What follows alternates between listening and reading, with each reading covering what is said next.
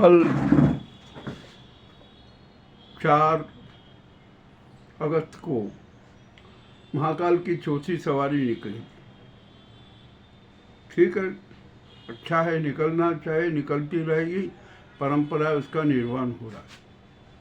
अब यहाँ पर एक बड़ी मज़ेदार बात सामने आती है कि हर सवारी में कोई अवस्था फैल जाती है।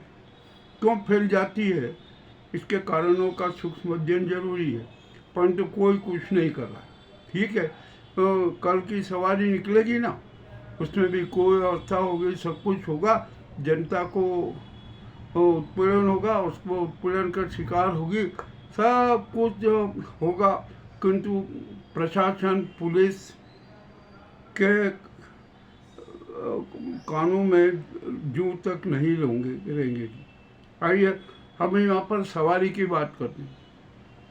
सवारी आखिर का क्यों निकाली जाती है?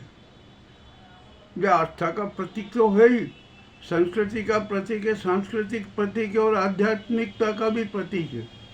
किंतु सुव्यवस्था, सुशासन, अनुशासन और सहजता, सरलता होना जरूरी है।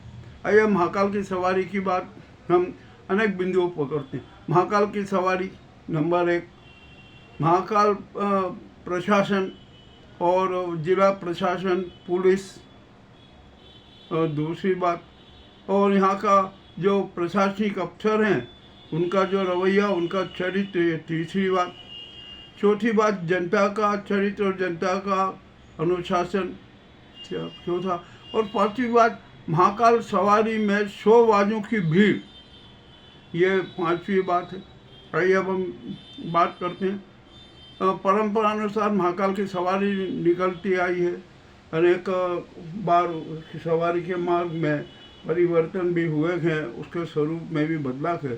ठीक है, आप इसको जन सुविधा के दृष्टिकोण से परिवर्तन करते जाइए, कोई बात नहीं।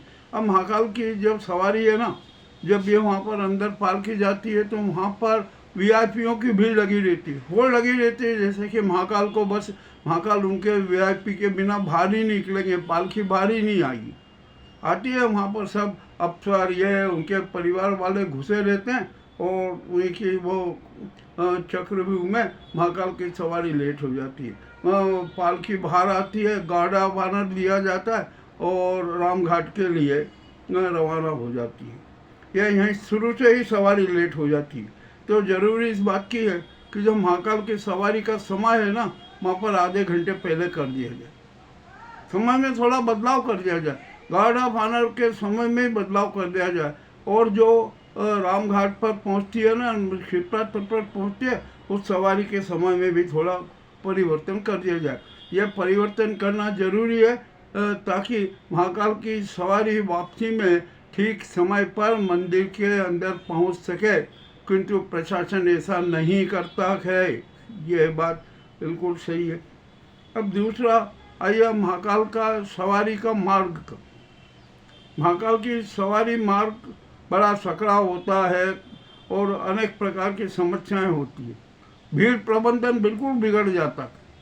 ये बैरिकेड लगाकर, ये लगाकर, भीड़ को रोककर जाने क्या क्या किया जाता है, किंतु फिर भी भीड़ प्रबंधन नहीं होता, नहीं हो सकता भीड़ प्रबंधन। इसका भी प्रमुख कारण कि ये महाकाल की सवारी है ना, अभी आध्यात्मिक सवारी नहीं रही, ये शोबाजों की सवारी हो गई। यहाँ पर अनेक प्रकार के शोबाज अपना शो प्रदर्शित करते हैं, अपने आप को हाईलाइट करते हैं। यह हमने हर बार देखा है ना, हमने देखा इसमें भक्त मंडलियों की संख्या अथाह हो गई। अरे जो देखो वो अपने आप को महाकाल भक्त दर्शाना चाहते हैं, कुछ तो अनेक प्रकार के नाटक भी करते हैं। ये सब करते रहेंगे, चलते रहेंगे। अब यहाँ पर क्या होता है कि प्रशासन भीड़ प्रबंधन, सुप्रबंधन का दावा करता है, प्रशासन करती है, पुलिस का दावा करती है, किंतु हर बार दावे असफल हो जाती हैं। अब महाकाल की सवारी में एक सख्त अनुशासन होना चाहिए, वो तो रह नहीं पाता है। भीड़ प्रबंधन ध्वस्त हो जाता है और धक्का मुक्की होती है। अब इसी का लाभ उठाकर असामाजिक तत्व मोबाइल चुराते हैं, चेन स्नैचिंग होती है, पॉकेट मारी होती है, धक्का मुक्की होती है, और सबसे बड़ी बात जो ये रोड रोमियो है ना, ये अपने खेल दिखाते हैं, और ऐसे ऐसे खेल दिखाते हैं कि हद से ज़्यादा। कोई नया